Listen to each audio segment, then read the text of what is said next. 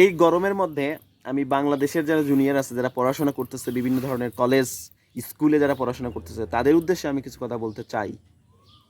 যে দেখা যায় যে ঈদের মধ্যে বিভিন্ন অনুষ্ঠানের মধ্যে বিভিন্ন ধরনের পুনর্মিলনী অনুষ্ঠান বা স্কুলের মধ্যে দেখা যায় অনেক সিনিয়র যাদের সাথে তোমাদের দেখা হয়। ধরো যে একজন ভাইয়ের সাথে দেখা হলো, এই ভাই হচ্ছে ঢাকা বিশ্ববিদ্যালয়ে পড়ে, বা এমন একজন ভাইয়ের সাথে দেখা হলো, সে ভাই হচ্ছে তোমার ঢাকা মেডিকেল কলেজে পড়ে, অথবা এমন কোনো একজন ভাইয়ের সাথে দেখা হইলো যিনি বুয়েটে পড়ে। তো তোমার পড়াশোনার উদ্দেশ্য তো এই তিনটা প্রতিষ্ঠানে যে কোনো একটা পড়া, অথবা বাইরের দেশে কোনো একটা দেশের ভালো একটা বিশ্ববিদ্যালয়ে পড়াশোনা করা।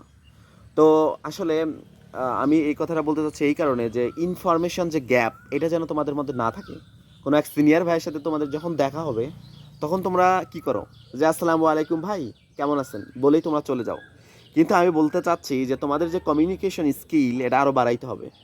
একজন সিনিয়র ভাইয়ের সাথে তোমার যখন দেখা হবে, তখন শুধু আসসালামু আলাইকুম ভাই কেমন আছেন এই কথা না বলে আরও কিছু কথা অ্যাড করতে হবে। যে ভাই আসসালামু আলাইকুম, আপনি কেমন আছেন। এছাড়াও আর কিছু কি বলবা তোমরা, যে ভাই আপনি তো ঢাকা বিশ্ববিদ্যালয়ে পড়েন, তো ভাই আপনি তো খুব ভালো একটা জায়গা আছেন, তো আমারও তো খুব ইচ্ছা আমি ঢাকা বিশ্ববিদ্যালয়ে পড়ব। আপনি কিভাবে পড়াশোনা করছিলেন, কিভাবে আমি এই ঢাকা বিশ্ববিদ্যালয়ে ভর্তি হতে পারি, কিভাবে একটা ভালো সাবজেক্ট আমি পেতে পারি।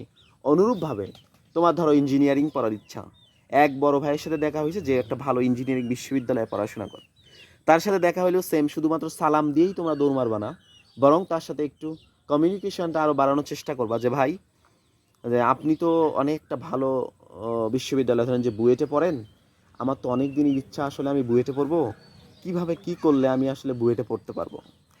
অথবা এমন একজন ভাইয়ের সাথে দেখা হলো যে ভাই আপনার অক্সফোর্ড বিশ্ববিদ্যালয়ে পড়ে, বাইরের একটা বিখ্যাত বিশ্ববিদ্যালয়ে, তখন তোমরা সেম কাজ করবা।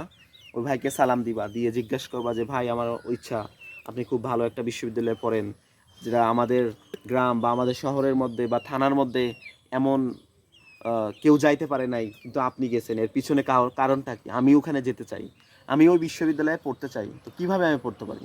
তো এই ধরনের অবশ্যই সাজেশন পরামর্শগুলো নিতে হবে, শুধুমাত্র সালাম দিয়েই দৌড় মারলে হবে না।